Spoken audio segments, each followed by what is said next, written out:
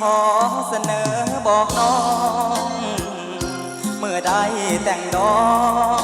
ให้น้องกอดเถื่อแน่เด้ออ้ายนี้เจ็บแพ้ถือแทงด้วยเงินจนเซอกหักจนเลิกจนเพ้อบอกให้เขา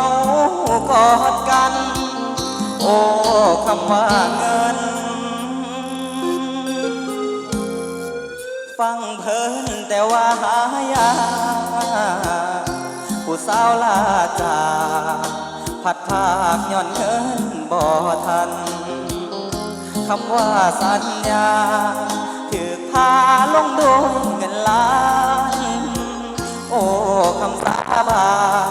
ถือประหารลงด้วยใจยิงว่าสิกอดทั้งเงินบ่หนักเลยบ่ได้กอดว่าสิเอาแขนสอฮอดบ่ได้สูญคิดอายเงินบ่หลายบ่ขึ้นรถอายน้องยังบ่ตีบาทคนเงินหลายมาสิน้องขึ้นไปอิงรถเขา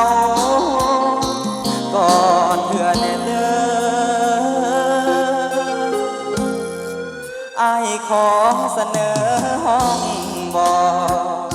จากคนถึกหลอกห้องบอกให้น้องกอดเขา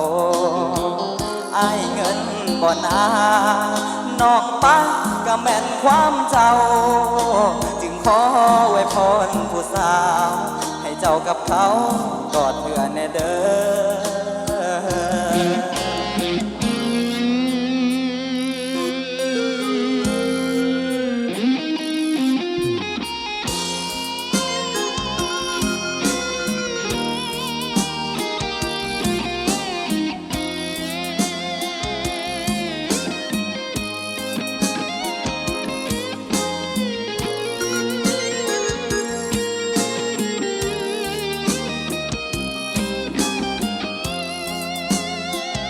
ว่าสิกอดทั้ง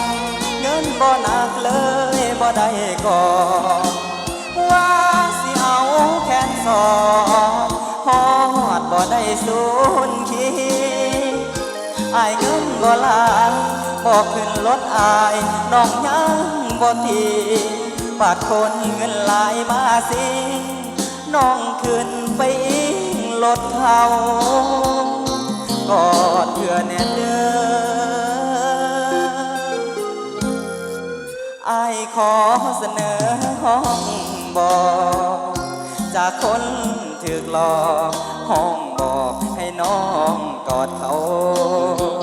อ้ายเงินบ่นาน้องปักก็แม่นความเจ้าจึงขอไว้พรผู้สาวให้เจ้ากับเขากอดเพื่อแน่เด้อ